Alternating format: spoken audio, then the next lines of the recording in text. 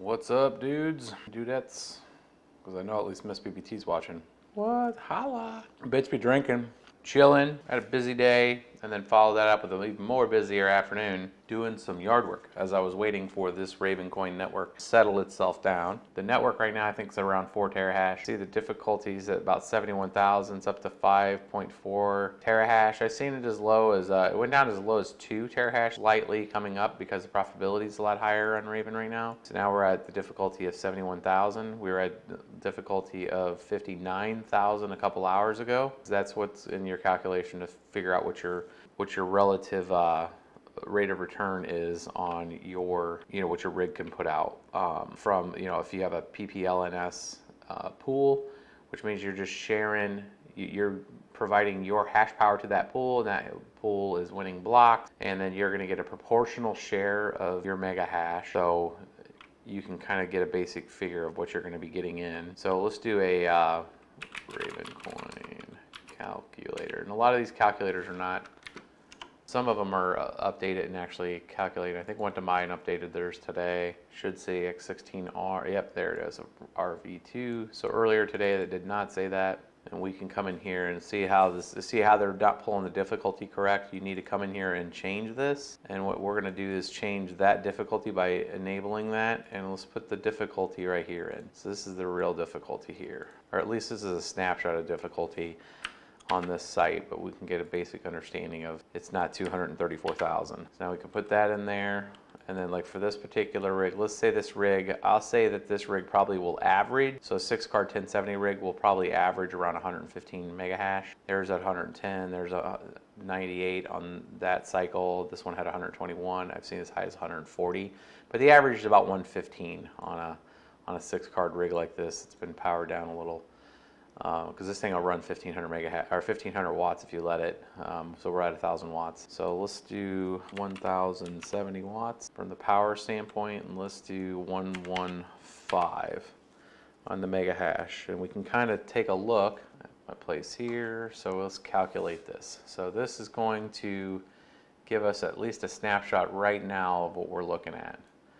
And I haven't seen numbers like that in a while. Most of you probably haven't either. And on a single rig, pulling in about $22 a week, about $100 a month. What's relative is when you have a mining rig and you're running it, like right now, this mining rig's running, and if the network snapshot right now is about 71,000 on the difficulty. For the effort and the shares that are being submitted for this proof of work on these next few blocks, this rig is predicated on putting out hash power for what the network value is right now. So you're going to get a nice little insurgent of coin. So you're going to get more Ravencoin right now, and yes, it will potentially go down as more people come on, but you have these periods of time that they are the time, what we call the time to mine. And that's why I was trying to have videos early in this cycle to make sure that you guys were prepared for this. And we're going to see this same effect with RandomX on Monero's network, is that if you're doing any kind of preparation to be ready for it, make sure your mining rigs can be turned on, make sure that they're ready to go. You're going to get this benefit for, sometimes it only lasts 24 hours, sometimes it can last several weeks. You have this lead-in period to where you're going to have a period of time where you're going to get the maximum amount for your rig. It also works the same way on a new coin when you have that early option at getting coins when the difficulty is low. It doesn't matter if you're the first person in. It all comes down to the only reason why it's good on the very first when a coin first comes out, because there's not a lot of hash power on it. It also comes back down at the end of the day to the difficulty and then how much coin do you get for your available hash power. So you do get these periods of time that there's a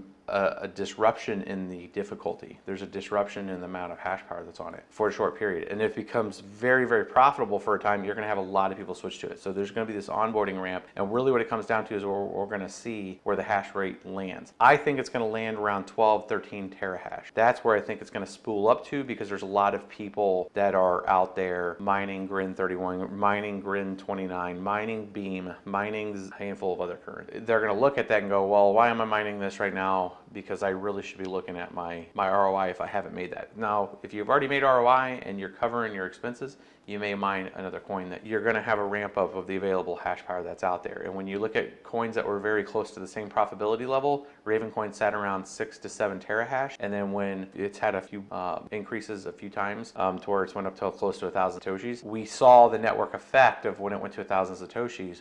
The network went from 6.5, 7 terahash to 9, 12, 13 terahash. The critical mass that can move over to it is in that kind of 12 to 13 terahash lane when it comes to GPUs. And maybe the limited few bitstream developers that are out there that have FPGAs that are keeping it really tight to the chest and have the skills to write the right switching algorithm to be able to do either a GPU assist or that they're just writing it just for themselves, maybe also participating. You never know when it comes to FPGAs. It could be like day one. But the majority of this is going to be GPU miners for a while, and we'll see if the ASIC manufacturers have the stomach to try to do this again. The community's answered, and I think it really comes down to the way we react as GPU miners. Make sure people hear your voice as a GPU miner. We like to say that this community is a lot more of a community, and that's always been my pitch back to the Ethereum group. Just that, GPU miners, they communicate a lot more because there's a lot more issues with GPU mining. There's also a lot more diversity in the amount of types of GPUs. Not just geographical areas. There's P106, P104, P102, very specific NVIDIA type of mining GPUs that weren't readily available in the US, but were very proliferated in, the Southeast Asia. Huge communities that talk about that.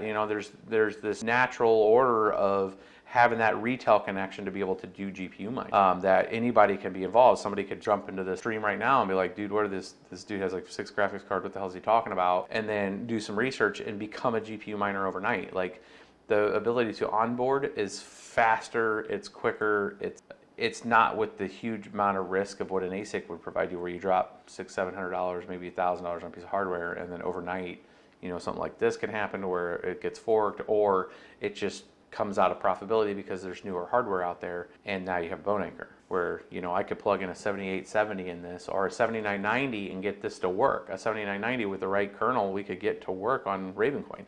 And that is an AMD 6 gigabyte dual GPU that from 2012, right? So there's a lot of versatility. It's a Swiss Army knife. So I'm grateful for the team that decided that this was, helped decide with the community that X16 RV2 was a thing. I'm going to say the same thing for Monero on the CPU side. It's going to be interesting to communicate with folks on different CPU numbers and find the most efficiencies on that, because CPUs have been out of the mix for so long. So let's take a look-see at this here real quick. So yeah, you want to make sure that you're keeping track of those two numbers. So if you're looking right now and you have a single GPU in your machine and you want to participate in the mining the Ravencoin network, you absolutely can, and you can start to do your calculations by taking a look at the Blockchain Explorer that's under Ravencoin.network/stats.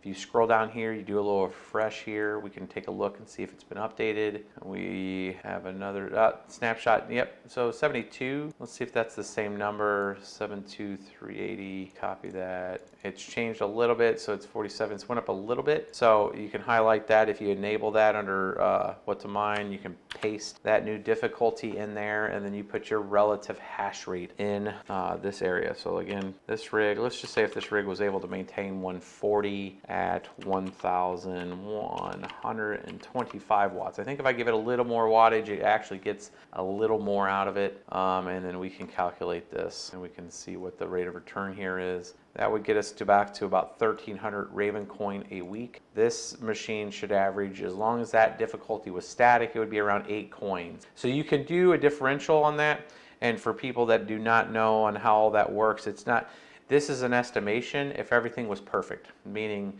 if you were winning every block, or if the pool that you were part of was winning every block, it's a best case scenario. So it's saying that at 100% of the amount of hash power that's required to find blocks, what's the relative output of that for your proportional share versus the amount of network hash power that's out there. There's a variable that's not calculated in that, and what that calculation is there. So like, let's take the 8 per day, or 8 per hour rather. 8 Ravencoin is what that's saying that you'd earn per hour. If you were on a pool that had not won a block at the relative hash rate to what they had as the network, that's called pool luck. So if they're winning blocks at the proportional amount that they have of the, it's a sum, so it's a cumulative total of how much hash power is on the network. And if, let's say, a pool is 25%, it should win 25% of the blocks, let's say in an hour. That would make them 100% of what their relative hash rate is for the pool versus the network. So thereby they could calculate how much Ravencoin would they earn as a pool. And then your hash power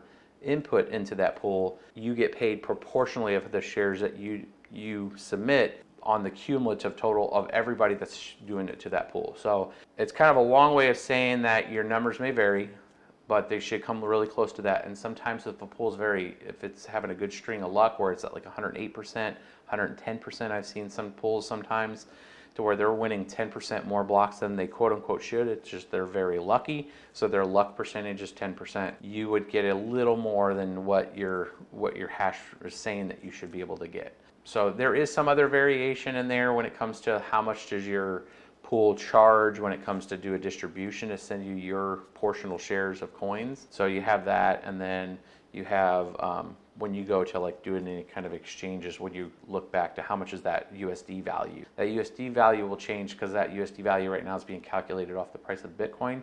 So it's the amount of Ravencoin versus Bitcoin. Well, I got 51 of you guys in here. I'll take some questions. Do you guys have questions? Is X16RV overclock responsive? Not so much. I mean, you can get some more cycles out of it, but it's so variable, it's hard to calculate. So that's a good question, Gary. So there are certain parts of the algorithm, because it's a stack of actual algorithms that are going to take a benefit from a faster core clock. That's a fact. It's just going to be faster. But given the different mix state of switching between all those things, some of that's kind of lost. So you kind of have like just an output of the GPU type, and it's more of a categorical type, and it has a range of performance ability, on the actual core type. So if it's a 1070 versus a new 2070 RTX, the architecture is different, so it's going to handle a little bit better.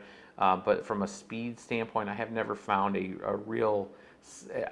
I've found more reasons not to overclock it than to overclock it, if that makes sense from a stability standpoint. It's not super predicated on RAM, but it is like you can really bring the RAM speed down because it's not memory dependent. Or it's not memory where it's a huge requirement on it, because it's not like a eTash where there's a DAG it's accessing. But I have seen better performance from cards that have faster memory. Just it's the entire package. What are the overclock settings for the 1070? So you can take the core clock up by 125 clocks, and you can bring the power limit down to about 75, 78, and you'll see a little increase, but not much. Not worth it in my opinion, because you're going to actually increase the amount of wattage, and when you have 6 of them in a rig, it's not really worth it. Like I brought this down to 1060 watts. This whole rig on this 1070 rig, I think I can get it lower than that. I think I can get it to around 950, 980, and only take a few mega hash hit. This machine should be about 115 mega hash at about 980. So I think I can still get about 100 watts off of it, and that would go for the watt to output over anything else. And right now I'm doing T-Rex. T-Rex seems to be better right now, but Enemy now has the latest version, so I could do some testing on that. Good question. Jeff 08, 16 months subscribed, bro. Like a boss, dude. Where would I go to download the mining software for Ravencoin? So I've had 2 videos on YouTube right now. They were from yesterday and the day before, and it walks you through that. You can, dependent on your machine, you can go to Bitcoin Talk. If you Google Bitcoin Talk space, if you're an NVIDIA machine, you can look up T-Rex, like T-Rex, or Z-Enemy for the NVIDIA cards, or you can get the Team Red Miner for AMD cards. Why the GTX 1070? Is it the best bang for the buck? This particular rig here was just one that I had here. We have a larger farm, and I have a sample set of rigs. So this particular one is actually pretty efficient with Ravencoin. GTX 1070s you can buy pretty cheap right now. You can get them as low as $200. I've seen them for $250 pretty regularly. And they do put out a lot of hash power for their output. There's also corresponding P104, P102s, which are mining edition types of cards. If you see that out there, they're good too. 1070 Ti's are a little more better on the power efficiency. And then of course all the RTX cards are good, but I wouldn't really recommend buying any RTX cards for for mining. Maybe some of the supercars if you can find some deals on the 260 RTX 260s. But I would look at 1660 Ti's is probably your best bang for the buck out there. And then you're on the AMD side, the 5700 XTs, when it comes to like ETH mining, is kind of the crowned champion right now when it comes to power to output ratio. It's the now new reigning champion next to the Radeon 7. Yeah, 1070s are still pretty good. Do you mind shitcoins and upconvert to or upconvert on a poll? So one of the questions that bank apps. So some, it depends. Like some, most of our mining that we do from the BBT mining farm, and then this, I'm mining Ravencoin and ETC and Ethereum, and I don't necessarily turn that directly into BTC. We do have to divest some of it for ops expense, but most of that is not just directly moved into Bitcoin. So, I mean, Bitcoin's done phenomenal, don't get me wrong, but when it comes to the mining space and upholding networks and participating, especially on the GPU side has to mine altcoins. It can't mine Bitcoin. So some people do leverage and they do sell the hash power. So there's multiple ways to earn on contributing technology like a mining rig to a network. You can earn it directly by earning the coins. You can also go to a broker service like NiceHash, where there are people on the other side that will pay you in Bitcoin to rent your mining rig, and then they will point it to where they want it. So it doesn't always necessarily go to the most profitable thing. Sometimes there are people that are, you got counterparties that are buying, so it's a brokerage service. So you will have mining on both sides of that. You also have something called mining rig rentals, which is even more tactically and specific to that, where somebody wants to mine something that's just off the radar. There's coins like C25 and there's just a whole bunch of what you would traditionally call shit coins, but there's people that will want the hardware and they don't have access to the hardware, and they will specifically mine and pay sometimes a very high rate compared to anything else out there. So mining rig rentals, that kind of thing, is also a brokerage service. So there's multiple ways to earn. You also got kind of the over-the-counter, more easier software for like Windows for people to use on their main machines, like their desktop computer. If you had a graphics card in there, stuff like Honey Miner, I don't know, CUDA Miner, those kind of things, which are, you know, clean pieces of software that are just GUI interfaces. You just turn it on, it just kind of runs, and you traditionally pay a lot higher rates for that service. I mean, they're taking time and money to build the thing to make it simple for you, but you're also paying that, you know, 6 to 8% upcharge on that service they are providing, which usually traditionally, especially in low profitability standpoints for mining, usually makes it kind of a no-go. Unless you're on, I wouldn't call it free power, but let's just say you're on subsidies of power where you're at a college or something and your power's kind of covered and you have a single rig and nobody's going to notice it, to where you're not having that power ops expense. You can be a little more fluid with where you point it. Any experiences with Awesome Miner? I've used it a few times. It's a good GUI interface. You can choose your own miner. I haven't had any issues with it. I personally don't use it, but it's out there. Do you have any opinion on the RandomX upgrade coming to XMR, making GPUs obsolete? Yes, I think it's a great thing. I think CPU mining opens up a whole new world of opportunity for people to participate.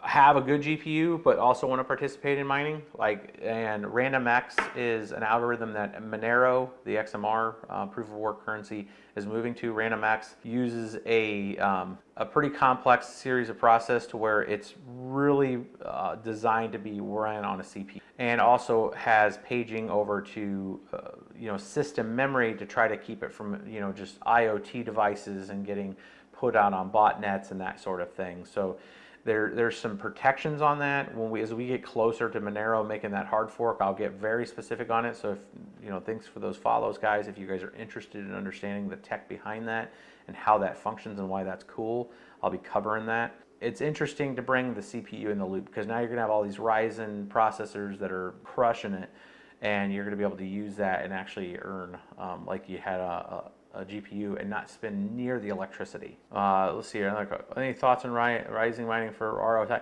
Yeah, so the RandomX that we were just talking about that Monero is going to here at the end of October, the beginning of November, I think it's their current timeline, will be used for those. And right now, Ryzen Processor is what I use for Monero R, which is the current algorithm. Just because you got your Threadripper 2, the 2990s, the 1950Xs, the new one that's coming out, they're just as fast as a Vega processor, or a Vega graphics card. So Vega 56, Vega 64, Radeon 7, your CPUs are almost as fast as your GPUs when it still comes to Monero R. It's just the difference between RandomX and Monero R is you are taking out the option of the GPU side. So people that were already mining with the Ryzens are going to probably just continue to mine with the Ryzens. It's just going to have a different output. Shay's asking a question, would you ever consider mining on a built PC? Yes. And would it not be as profitable because it's still running in OS and other programs, etc.?